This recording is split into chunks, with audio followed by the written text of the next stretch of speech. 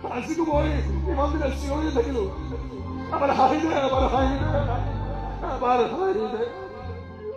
তেওঁ হাঁহিবলৈ কৈছিল। আজি যাবৰ বয়স মোক তই আমাৰ হাঁহি দেখুৱা। ৰাধাক হাঁহিবলৈ কৈ তেওঁ নিজে কান্দিছিল।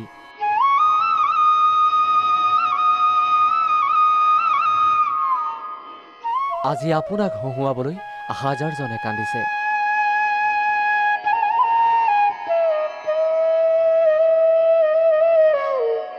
সদায় মঞ্চত উঠি থকা মানুহজন আজি ক'ত উঠি আছে চাওক।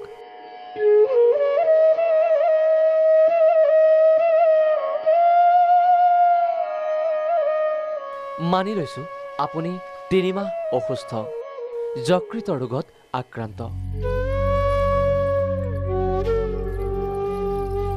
মানি লৈছো পৰাগ শৰ্মা গুৱাহাটী নেম কেয়াৰ হস্পিটেলত চিকিৎসাধীন। কিন্তু পৰাগ শৰ্মা একেবাৰে গুচি গ'ল। আমি কেনেকৈ মানি ল'ম কওক?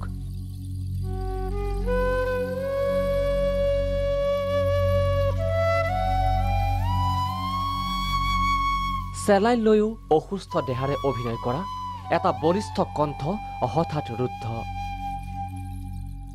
কেনেকৈ বিশ্বাস কৰিম কওক?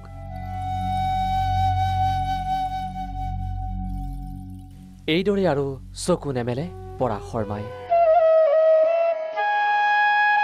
নিশা 2 বজাত চকু মুদি আমি নেদেখা এখন পৃথিৱীলৈ গুচি গ'ল অসমৰ নাট্য জগতৰ এগৰাকী বলিষ্ঠ অভিনেতা। আৰু আজি যাবৰ পৰত তোক মই হাতযোৰ কৰি কৈছো এবাৰ হাঁহি দেচোন, মাত্ৰ এবাৰ।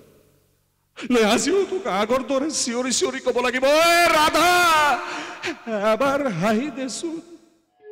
নলবাৰী গমাৰিমুৰিত এতিয়া শোকৰ জুই, ধোঁৱা আৰু ছাই। ভ্ৰাম্যমান জগতেও ইনাই বিনাই। পৰাগ শৰ্মা নাই। বহুকেইখন আগশাৰীৰ ভ্ৰাম্যমান নাট্য দলত বলিষ্ঠ অভিনয়েৰে দৰ্শকৰ মনত সাঁচ বহুৱাই থৈ গ'ল পৰাগ শৰ্মাই। হয় ছোৱালী, শুভ কামত যাবলৈ ওলালে পাছফালৰ পৰা মাতিব নাপায়। আপুনি যি কাৰণতেই যি কামতেই গুচি নাযাওক কিয়, হাজাৰ মাতিলেও আৰু পৰাগ শৰ্মাই ঘূৰি নাচায়। আজি যাবৰ বয়স মোক তই এবাৰ হাঁহি দেখুৱা। যাবৰ পৰত এবাৰ হাঁহি দেচোন বুলি ক'বলৈ আৰু তেওঁ কাহানিও নাহে দুনাই।